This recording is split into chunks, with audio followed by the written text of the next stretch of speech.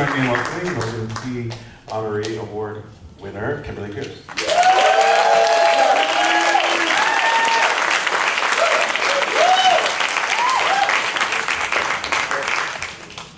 All right, Anna, you're right. It's really weird to go back. I've had the nicest few days here. I'm carrying my little Ernest Hemingway notebook. It's been great for a lot of reasons. One is I'm from around here, and I grew up in South Florida.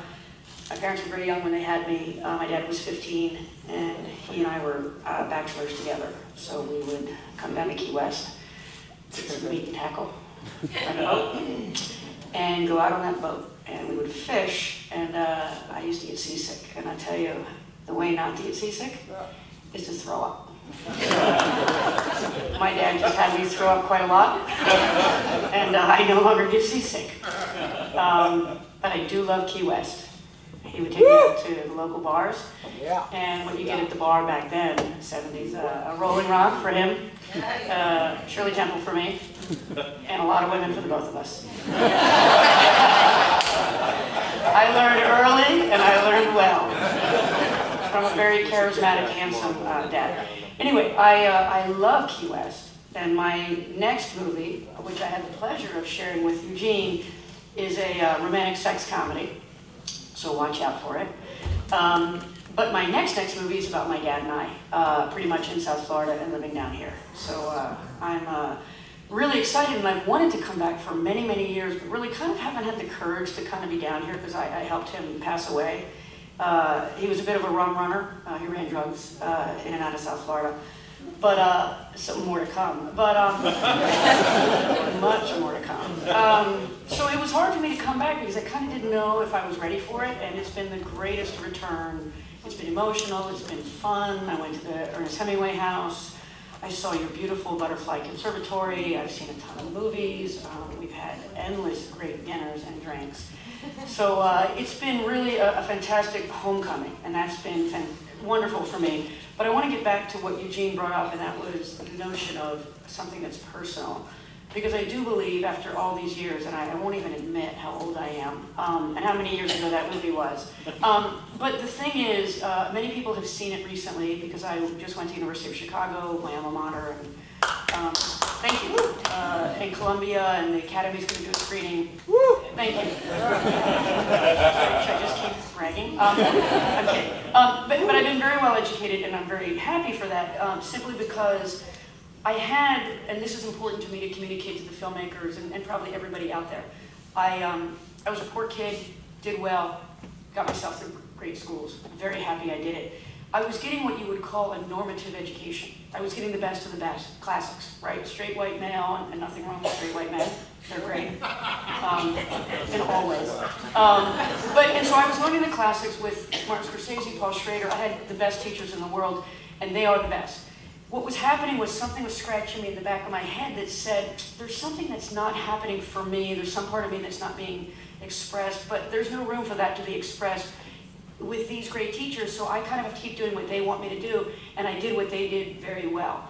And then at some point I broke free, and I left essentially the Academy. I left Columbia, and I moved downtown to the gayest part of New York.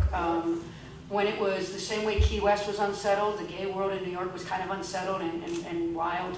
And I went down there, and I didn't know what I was looking for, but once I found it, I knew what I was looking for. And very quickly, I knew that and I only say my personal story because it's relevant, I realized, oh, I'm super queer, even though I'm, I sleep with men, I sleep with women, I'm kind of everything. But I'm super queer, and I also am a deep tomboy. And being a deep tomboy, right, at that point, the only language that people had was kind of transsexuality. But in fact, what I realized was a gender queerness, fluidity. I realized a lot of wild stuff. And I realized I needed to find a story that was a version of my story. And I was very lucky that Paul Schrader was my teacher. He wrote Taxi Driver, for those of you who don't know. And he said to me, what you have found in Brandon Teena is the perfect story for you because it's a metaphor for who you are and what you want to be. Now, how crazy is that? And he said that Travis Bickle in Taxi Driver essentially was in a moving coffin. So I understood that as a writer, that was going to be a transformative moment for me. I also had the great fortune of studying with Frank Pearson, who wrote Dog Day Afternoon, and he said to me that Brandon, Tina's need in Boys Don't Cry was the same as Sonny's need in Dog Day. What is that? It was to find love, and I'll make this short because there's other awards to come. It's simply to say to you guys, learn everything you can from everything that's in front of you. I lecture a lot, all over, and I'm finding that some of the younger generation is saying, well, I don't think I want to see a movie that has violence, and then I want to see that because I think it might hurt my feelings.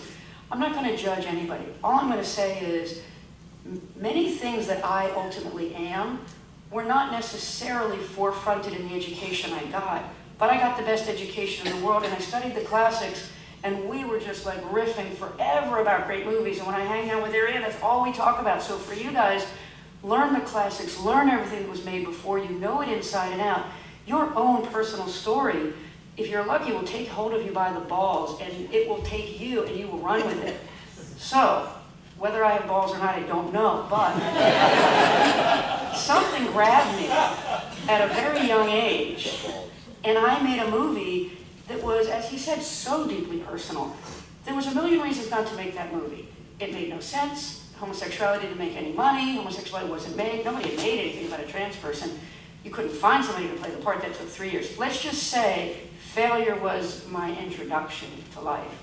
Everything went wrong all the time. That movie, as we talked about at dinner, it failed a million times. I can tell you, if we have a drink, all the ways that it went wrong. That's not your business. Your business is to wake up every day, figure out who you are, figure out what you want to say, and tell your story.